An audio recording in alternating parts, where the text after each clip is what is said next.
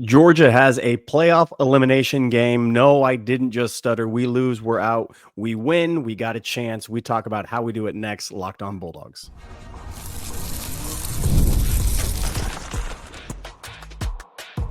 You are Locked On Bulldogs, your daily podcast on the Georgia Bulldogs. Part of the Locked On Podcast Network, your team every day. What is up, everybody? Welcome back to the Locked On Bulldogs podcast. He is Clint. I am Daniel. This is Locked On Bulldogs, part of the Locked On Podcast Network, your team every day. Today's episode brought to you by the fine folks over at Game Time. Download the Game Time app today. Use code Locked On College for $20 off your first purchase. More on them in a moment. Clint, we're back, and not even this Georgia season, this 2-loss Georgia season, could make us stop recording this podcast. We're still here. We're here. We're still out here. Thank you for being here, for being an everydayer, for making us your first listen. And let's jump in. Let's jump into what this matchup is against Tennessee. Tennessee, obviously, the big win over Alabama. They got a loss to Arkansas on the resume. But that's it. That is the only blemish. I think if you look at this Tennessee team, there's the big story is Nico, right? Like the big story is Nico going to play? Let me put your mind at ease. Nico Iamaleava going to play in this game, y'all. No, I mean, he's going to play. Chris Felica already saying not playing, already out, ruled him done, concussion protocol. You're out here saying, I don't believe all the smoke. I believe no mirrors. I believe nothing. He's playing. He's going to play in this game. Even if he does play in this game. Okay? Okay. That's all a smokescreen. Oh. Tennessee's best player all year long has been Dylan Sampson. All year long, I've been saying, why is Josh Heupel such an idiot? He benched him in the I mean, what game was that they almost lost a couple weeks ago? Really tight game. You keep talking. He benched him in the first half of that game. Dylan Sampson is the best offensive player that Tennessee has, including Nico, and it's not particularly close. And so, if you are going to tell me that Nico is potentially, is he hurt? Is he not 100%? Is he not even playing in this game? I'm going to tell you that I think that might force Josh Heupel to be smarter than Josh Heupel wants to be. I think it actually might help Tennessee, because the way that Tennessee is going to beat Georgia is by handing the ball to Dylan Sampson, their best player. Yep. And running behind that offensive line that's pretty good. Yeah. And running right into Georgia's defense that at times, Clint, I'm not sure if you remember this word, but let's just bring it back for the people. Please. It's soft. Yeah. The Georgia defense this year has been, and for the most part continues to be. Because guess when the Georgia defense has looked really good? It's when Jalen Walker's getting after the quarterback. It's when we're forcing turnovers, strip sack fumbles, all those things. It's not when we shut down the running game. It's not when they try to run it into us and we physically match up against. That's not when the Georgia defense has excelled. No. This Georgia defense has been soft this year. Dylan Sampson is Tennessee's best player. I actually think if Nico's not in there, I've talked myself into this is an advantage for Tennessee. In this game. It's really wild. We all watched something really unique happen last Saturday, and I don't think we've talked about it enough because we lost, and because that's emotionally a sting, and we can't really deal with it. I couldn't even really remember. I couldn't even remember. Well, yeah. It was close, though. It was close. No, sir. Y'all watch Lane Kiffin either grow up or think he grew up. Either one is dangerous for college football in the SEC, because he was successful doing something that I didn't think he was going to be successful at. He changed for the first time ever in Lane Kiffin's career that I saw, he didn't believe himself the smartest man in the room. And he adapted and he changed and he did things differently than he had been doing before. Now, a lot of the recipe was still the same. Defensive line got after it. The running game was still there, but his passing attack, he didn't force big plays. He took everything that was there. He didn't call and dial anything up. He didn't have to. There's big wide open chunks in the middle of the field. He used crossers and he used run after the catch. It was wild. It was different than the Arkansas game. Arkansas game was just slot fades for days. That's what he was doing. And it worked every single time. This game, he said, no, that's not going to work against Georgia. Nothing was over the top. Everything was underneath. If Josh Heupel had any sense of himself whatsoever, and he wanted to change, which I watched Lane do it. I don't think I'm going to watch Fool Me Once. Do it. Okay. But that is, you're exactly right. That would be the recipe. If he had to lean on the running game, if he had to go, because this is what a guy, we've talked long and many times about Stoops over Kentucky doing this against Georgia because he wants to keep it close and competitive. He doesn't want to lose badly to Georgia. That's a victory for Stoops. But if Heupel employed some of that strategy, Daniel, it would go well for him. Yeah. Because they have a better running back, better offensive line, better weapons, and a far superior defense. Now, he's not going to, because he can't help himself. And he thinks he's the smart, and his system is once broken and once figured out, is toast, is done. So there's going to be some keys. This is where I think Kirby and his scheming on defense, there are keys within the system that let you know when the run is coming and what run is coming. And if you look at Samson, if you look at his average, it's not huge. Sometimes in games he has 3.2, 3.8, 3.4 yards per carry. Some other times 5.2. But there are times where they're going to run 26 times, 27 times, 28 times. Yeah. Same thing. Okay. If you get behind the sticks on Georgia's defense, and I think Kirby has a couple of keys that he understands how the run game works, then that busts that, and their one hit wonder pass, one read and go, even with Nico. And Nico's not been good at times this year. First half in many games, they have been putrid, just gross. So when you say many games, you mean every game? I mean every game. Yeah, okay, cool. I mean literally every game. So you're right. But Georgia, notoriously good first half team this year. So we should jump out to a huge lead at halftime. You're saying Tennessee could struggle mightily in the first half, and this game could be 3-3, is what you're saying. When people want us to go down to the dumps with them, we are already there. We say, where have you been? We didn't leave. We bought a timeshare. You understand? So we could come whenever we want. Like, we're legally obligated. We are stuck here. We went to the presentation. We got a free microwave. Like, we did the whole thing. Who's going? This is the time when typically we give our score predictions. Just a spoiler alert: tomorrow we're going to be on with Eric Kane, Locked On Vols. You should really tune into that episode. He's a fantastic listen. Eric Kane and Locked On Vols, one of the best Locked On podcasts that there is. And so if you're not listening to that this week, you should be. But we gave our score predictions. We're going to give our score predictions there. So we're going to hold those. But I think the home field advantage is the only reason that I like Georgia in this game, Clint. I mean, based on what I've seen on the field, there's no way that you could convince me that Georgia is going to be able to do anything against this team. How are we going to block that defensive line, Clint? How are we going to block that defensive line, Clint? I'm sorry. How are we going to block? End of sentence. Grammar does not. Anything else is a run-on sentence at that point. How are we going to block? But this defensive line in particular is the best in the SEC, and I know we just played the best edge defenders in the SEC. That's true. Ole Miss has the best edge defenders. This is the best total defensive line. So what I'm trying to tell you is, if you're going to be in the Classic City on Saturday night and you find your way into that stadium, you had better affect the game, because that's the only reason I think Georgia's going to win this game.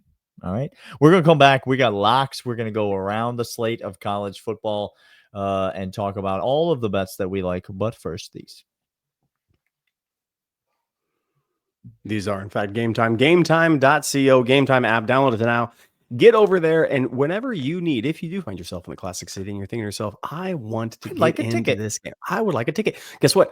We're going to take care of you because our friends over at Game Time are going to take care of you. It's the official. What if I want app. a ticket, but I don't want to pay the full price for the ticket, Clint? Well, see, the good thing is Game Time guarantees that they're going to be the best price on the planet, or they're going to take care of you. What if I still want to take $20 off of that price? Is there any way I could do it?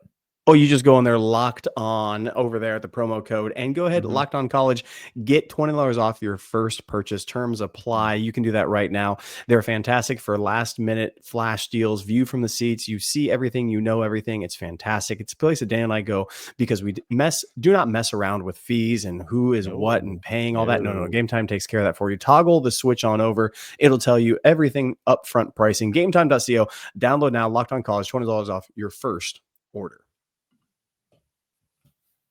All right, Daniel, we gave our score predictions over with the crossover with Mr. Kane on Locked On Vols and ourselves. That's in the future. That's happening in the future, Clint. Yes, correct. We will give. Look, sure. We don't. The people will know the picks with the crossover episode.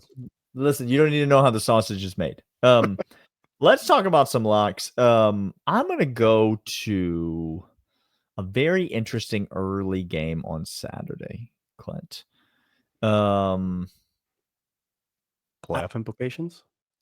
Significant playoff implications. Okay. Two things can be true at the same time. Okay. Thing number one, Utah was robbed on last Saturday night against BYU. They should have won that game. Should have beaten their rival BYU, undefeated. Yeah. Should have won that game. Utah's still a really bad football team, though. Horrible team. Okay. But everybody's just penciling old Colorado in. And listen, Deion, credit to him. Listen, credit to Deion Sanders. I was wrong. He's got that team playing really well. He has that team playing really good football.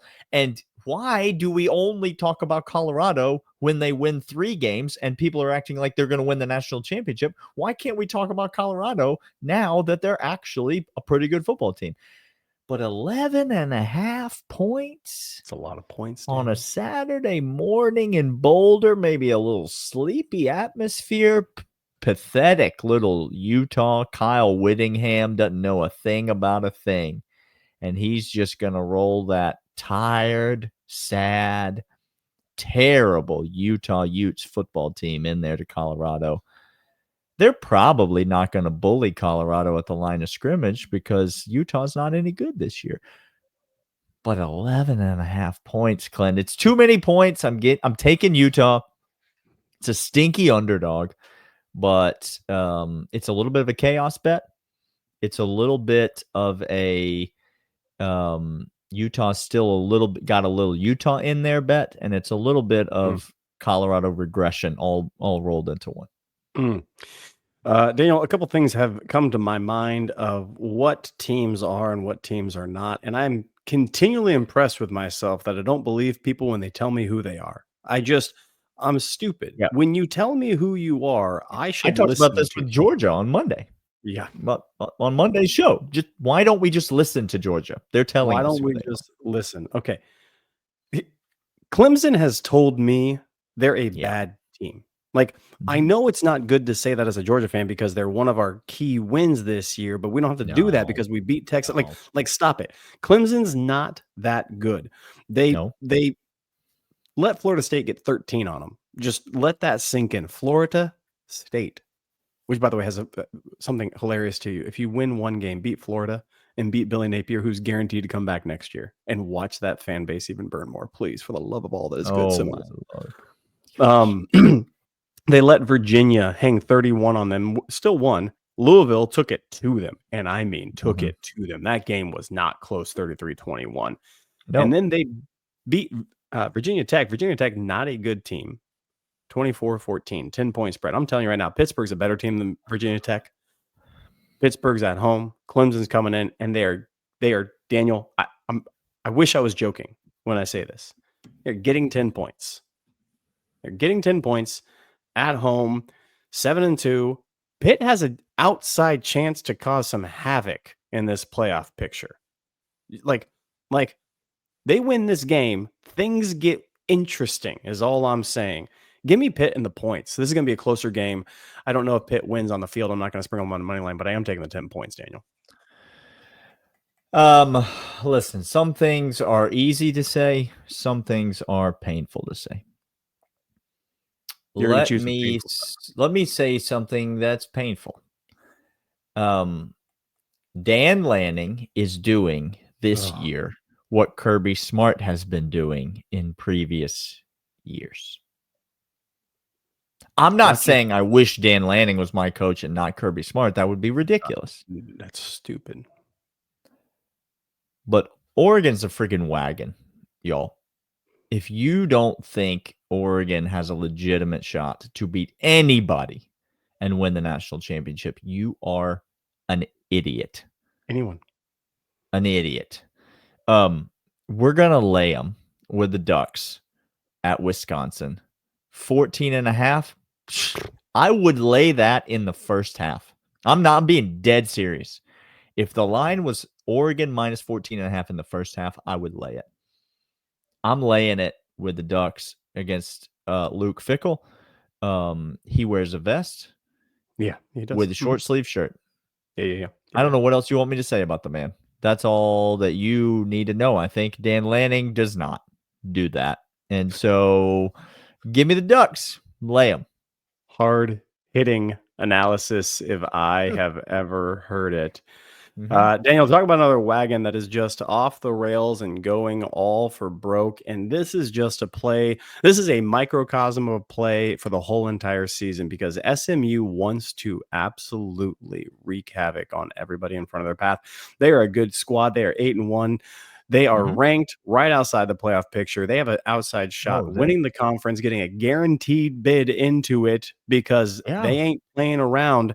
Because this is a fantastically coached and talented team. And yes, I'm not trolling. BC had some magic early on. BC, I think, has hit some stumbling blocks. They're on the road. I think SMU knows what's in front of them. And I think they understand that they like this dance mentality, like March Madness dance. You get hot at the right time. You have the key positions and you go into a tournament on just a burner. You can do some things. Now, this line is 17.5, which actually makes me feel more confident. Vegas knows something. It's a lot of points. I'm laying them, Daniel. Give me SMU laying the 17.5. I think they beat the ever-loving piss out of BC and continue. And this doesn't end. I think they get an automatic bid to the playoff.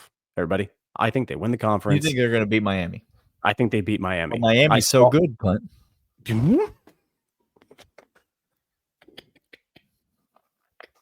Oh no! They're real bad, and they're going to get outcoached by SMU.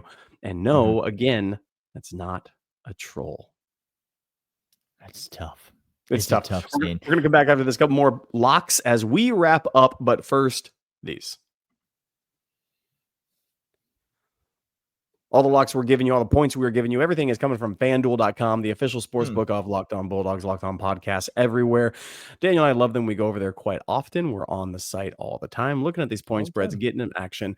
FanDuel.com, make every moment more. Right now, you win a $5 bet, you get $150 in bonus bets straight to your account. $5 win, 150 bonus bets straight to your account. FanDuel.com, make every moment more. Terms apply, but don't mess around. Get on these locks, get in over there, get in the action of the Georgia game that we gave you over on the crossover episode with Eric Kane. FanDuel.com, make every moment more. How many more logs you got to toss on that there them fire? I got probably 2 left. Okay, I have 2 left as well. This is great. I'm going to go out west, or sort of west. The erroneously called Midwest? No, it's further west than that. I'm going to go Washington State, New Mexico. There we go. Washington State, I'm not sure if you know this, but they're pretty good this year. What happened? They keep winning the football games that they play. Yeah. See, they beat Washington earlier in the year, and they just keep on winning the football games all the way up to 19 in the most recent rankings. Traveling to New Mexico, I don't think Washington State is going to make the college football playoff. Okay. But there's still football left to be played, and they're sitting at 19 right now. Like, in years past, this is the beauty of the 12-team playoff, Clint. In years past, this team is completely out of it. Now, they're probably out of it, but there's a little bit of interest, enough for Washington State to want to absolutely put it on anyone and everyone in their path. And so I actually think, Bronco Mendenhall is the head coach at New Mexico. I do. I really do, actually, Daniel. And I actually think Bronco's going to do a good job in New Mexico. I actually like their quarterback. I've mentioned it before. New Mexico is my team on NCAA 25. There it is. And so I have a soft spot for the Lobos. I think Washington State's going to put it on them, though, because I think they need style points. I think they need to run up the score. I think they need to do something to get in the eyeballs of the committee. And so give me Washington State minus 13.5. One of my I don't want to do this. This is a gamble for me. I usually stay away for stuff like this because it's just stupid. Like, it's just stupid. Foolishness, then. But Alabama is giving 41.5 points to Mercer. Now, Mercer's not a good squad. They're 9-1. Don't let that fool you. Don't play with anything else. Alabama's coming off a big game in which they took it to LSU. Brian Kelly, by the way, how you doing, Cajun fans? How are you all doing with Omar and your boy? Oh, no.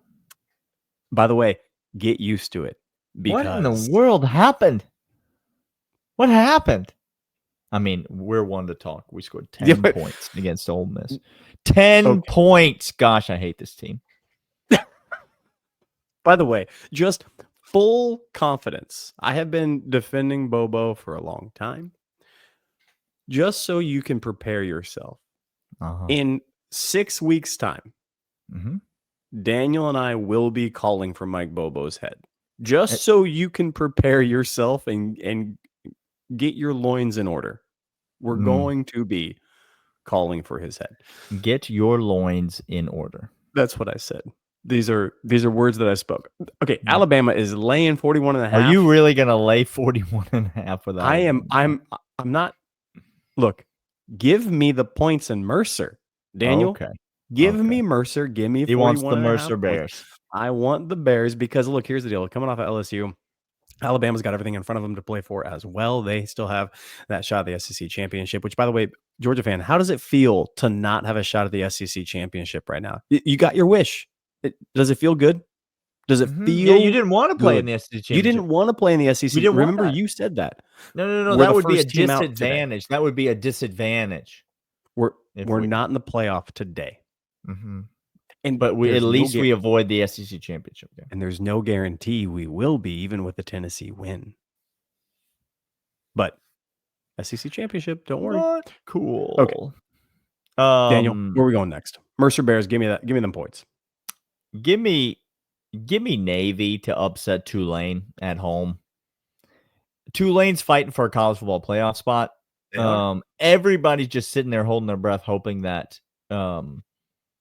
Boise loses to UNLV in the conference championship game. Yeah. But Army's in the premium position to take advantage of that, I think. But Tulane also in an advantageous position as well. But I just think traveling to Navy, I'm going to get 6.5 points with the midshipmen. And so I like this game. I like them to try to slow this game down. I like them to confuse that Tulane defense. And Navy's a talented squad. They got hammered by Notre Dame. Of course they did. That's fine. But the rest of the year, they've been taking care of business. Navy's been They have. standing on business, and I think they're going to do it again on Saturday. I like them to win the game on the field, so give me the 6.5 points. By the way, a team that you should not be giving, shouldn't be, A&M should not be favored by 39.5 points to New Mexico State. I know it's New Mexico State. I know they're awful. That's almost as many points as Alabama is favored against Mercer. Mercer is a better, just stay away from A&M. That's not my pick. That's my lean. I'm just here to tell you. Here is my pick, however. Lincoln Riley, fraudulent. Yeah, I looked at this game too, and I couldn't make myself bet on it. So go ahead. Tell me what to do. It's easy. I think USC wins. They got a new quarterback coming in, which means their other quarterback's going to hit the portal, which means somebody else should be looking at him because he's a talented guy. Just so happens that, again, Lincoln Riley is a fraud. Could be the next JT Daniels. He's hurt. He doesn't mean it. I do mean it. I do mean it. He doesn't mean it. He's just hurt. It's the worst team that Kirby Smart's had. Like I know early on they were not successful, but they were more fun to watch than this team. Like, give me Jacob Eason twice on Sundays. Unequivocally, yes. Like, just over this quarterback? Yeah, I'll take him. He said there's no other quarterback in America I'd rather have. I said there's 3 other quarterbacks on the roster that I'd rather have. But go on. But go on and tell us about it. We flipped. Like, we flipped. And I don't think we're sorry. And I don't think you're going to hear us say we're sorry. No. Is Texas going to cover 13.5 points on the road at Arkansas? USC is going to win, by the way, but they're not going to win by more than 2 or 3. I forgot you didn't finish that point. I didn't finish. Give me Nebraska catching 9 against USC because they're fraudulent. And look, Nebraska is a bite you and they're good, or lay down and they're bad. I think in this spot they're going to come up and show you that they're okay at football, talented guys. Give me Nebraska. Texas is not going to cover that. I'm here to tell you, Texas is not covering that. You locking up Arkansas? Putting it on the board? I can't. If it was anybody besides Arkansas, I would say yes. Anybody besides Arkansas. Is Sam Pittman going to keep his job after the season? If Sam Pittman, Neighbors over at Locked On Razorbacks says no. He's already on his way out. He's going to retire. He says Pittman's going to Oh my gosh. Stop talking. What if? Say no. Go ahead. This is why. What if? Kirby just gets on that phone and he works a little magic, and he puts Stacy Searles in a box and ships him off to Siberia, never to be seen or heard from again. Bring him home. Bring home. The man. Pay the man whatever he wants. Sam, you get your own corner office. You want a giant mahogany desk? Associate head coach. Sure. Make him a non-field position, analyst? But do not allow an analyst, but only allow him to coach the offensive line. You know, the analysts are allowed to coach in practice now. It's wild. So whatever you do, him an analyst. Whatever you do, you get rid of Stacy Searles. I was just going to say, whatever you do, step 1, take out the box. Cut a hole in the step box. 2, you put Stacy Searles in the box. Yeah. This has been Locked On Bulldogs. That is how the song goes. Now that I think about it, different words, but basically the same content. This has been Locked On Bulldogs, Locked On Podcast Network. Your team every day. We'll see y'all next time.